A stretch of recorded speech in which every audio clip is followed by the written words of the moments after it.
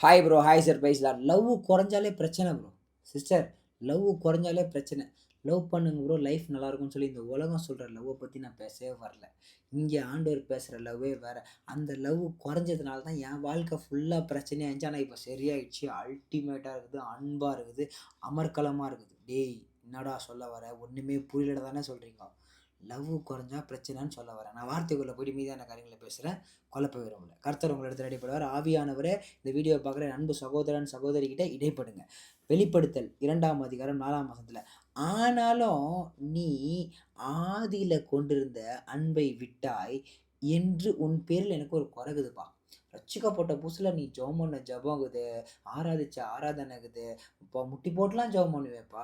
பைபிள படிப்பேன். என் வார்த்தைய கேட்கறதுக்கு அப்படியே காத்துன்னு இருப்பேன். யாருனா வார்த்தைய சொல்ல மாட்டாங்களா? யாருனா ஒருத்தர்கிட்ட ஆண்டவர பத்தி சொல்ற மாட்டோமான்ட்டு. ஆனா இன்னைக்கு உன் காதல் என்னைக்கு கேர்ள் ஃப்ரெண்ட் மேல, இந்த பாய் ஃப்ரெண்ட் மேல, அம்மா, அப்பா, உற்றார் உறவினர் மேல போச்சோ, அந்த பாசம் போச்சுடா செல்லக்குட்டி. உன்ன படைச்சது நானு, உன்ன பாதுகாக்கிறது நானு, உனக்கான தேவைகள செய்றது நானு. ஆனா என்ன உட்டியேடா! அப்படின்ற ஒரு குறை ஒண்ணு இருக்குதுன்னு சொல்லி ஆண்டவர் சொன்னாரு. என்கிட்ட சொன்னாரு. என்கிட்ட இருந்த குறைய நான் தீர்த்துட்டேன். உலக அன்பெல்லாமே ஒரு நாள் மாறிவிடும். தேவ அன்பென்றும் மாறாதையா. அத அறிஞ்சு, புரிஞ்சு, தெரிஞ்சு நடந்துக்கிட்டீங்கன்னா, பிரச்சனையே இல்லங்க. லவ் குறைஞ்சாலே பிரச்சனை தான். கேர்ள் ஃப்ரெண்டு கிட்ட ஒழுங்கா "என்ன நீ ஃபர்ஸ்ட்லாம் நல்லா மெசேஜ் பண்ணுவ" அப்படின்னா, அது பாதியில கூட விட்டு போயிடும். நீ வேற ஏதோ ஒரு ராங் கனெக்ஷன்ல இருக்கன்ட்டு. இன்னைக்கு அப்படித்தான் இருக்குது. பாதி கனெக்ஷன் பொண்ணுங்ககிட்டயும் சரி, பசங்ககிட்டயும் சரி, இன்னைக்கு கள்ள தொடர்புகள் வேற அதிகமாயிடுச்சு. காலம் கடைசியா இருக்கனால பிசாசு வேல போட்டு பண்றான். பயங்கரமா பண்றான். அதோட நம்ம பயங்கரமா வேல போடணும். ஆதியில இருந்த அந்த அன்ப விட்டுருந்தீங்கல்ல, திரும்பி வாங்கன்னு ஆண்டவர் கூப்பிடுறாரு. வந்து ஆஜராகணும். உங்கள லவ் பண்றாராம். புரியுதா? லவ் கொஞ்சம் குறைஞ்சிருக்குது. குறைஞ்சிருக்குதா? ஐ லவ் யூ டாடின்னு கமாண்ட போடுங்க. ஐ லவ் யூ ஜீசஸ்ன்னு கமாண்ட போட்டு அவர லவ் பண்ணுங்க. நேசிங்க.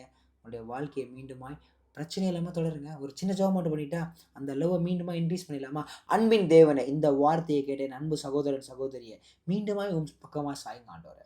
அந்த ஆதியில இருந்த அன்ப மீண்டுமா எடுத்துட்டு வாங்க. இவங்க யார லவ் பண்றாங்கன்னு எனக்கு தெரியாது ஆண்டவரே. ஆனா அந்த நேசம் ஒரு நாள் இவங்கள ஏமாத்திடும். அது இவங்களுக்கு தெரியல ஆண்டவரே. ஆனா நீங்க என்னைக்கும் கைவிடாதவங்க.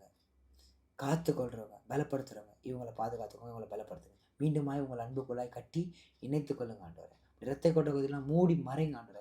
பிசாசு இவர்களுக்கு விரோதமாய் பொய்யான மாயான அன்பை காட்டிக் கொண்டிருக்கால, அந்த மாயான காரியங்கள்லாம் முறிச்சு போடுங்க. சகலத்தையும் தாழ்த்தர வெறுமையாக்கிற ஒப்புக் கொடுக்குறோம். இயேசுவின் நாமத்தில் பிதாவே. ஆமென். பிரதர், சிஸ்டர், கவலைப்படாதீங்க. எல்லாம் போயிடும். ஃபேக் எல்லாம் ஓடிடும். Real is here only. Okay? Please catch him. புரிஞ்சுக்கோங்க. பூரண தேர்வுகள்லாம் தெளிவா புரியும். இதனால எல்லாம் அப்படி கர்த்தருக்கு சுத்துறோம். Amen. Hallelujah. Love you. God bless you.